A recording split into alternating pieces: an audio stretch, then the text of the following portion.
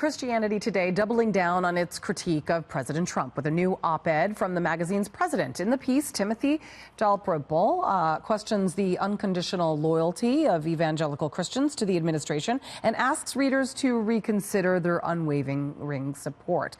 He writes, quote, "We nevertheless believe the evangelical alliance with this presidency has done damage to our witness here and abroad. The cost has been too high. American evangelicalism is not a Republican pack." All of this as the son of the magazine's founder, Franklin Graham, is taking issue with the publication invoking his father, Billy Graham, in its original editorial. And he had this to say to Fox News. My father would be very disappointed. This magazine is way off target. They're a very liberal, left-wing magazine now. I am joined now by the senior editor of the Federalist, Chris Bedford.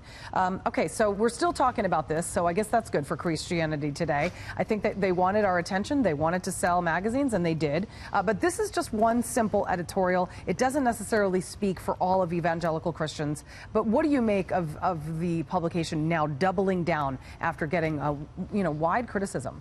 It's the editor's last stand. He's retiring in a few weeks, and this is his last stand, because you got to wonder what's changed. We knew who President Donald Trump was when he was running for office. We knew about his background, but we also have known how he's governed himself and the policies he's implemented, which have been incredibly friendly towards evangelicals.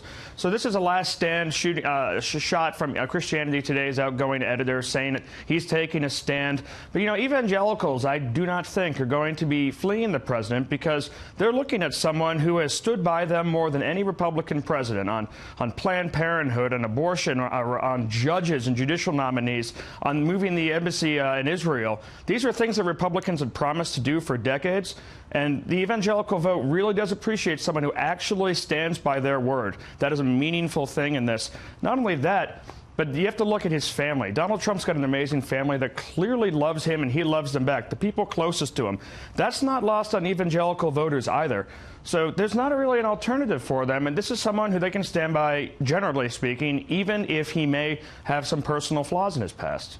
Timothy Dalrymple, he is about to retire, as you mentioned, but I'm just wondering, before he goes, who would he recommend then that evangelicals should stand behind? Because clearly I don't think he's saying, okay, so why don't you just stand behind one of the numerous Democratic presidential candidates? So exactly what does he want evangelicals to do? To vote somebody into the office that's pro-abortion? I mean, what is his stance? What is his message? What is his goal, his motive? I don't know. What is he doing?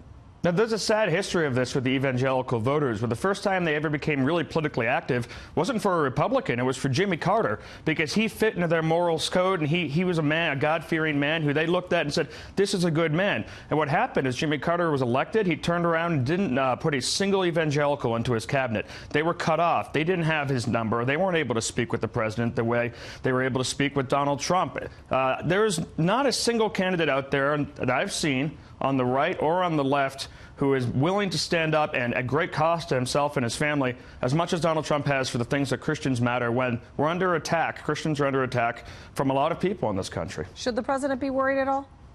I would not expect there's going to be a huge exodus from the evangelical movement. Now, this keeps on getting called a liberal magazine, but keep in mind, it is liberal evangelical lean on the left of the evangelical, but it's still a pretty Republican magazine.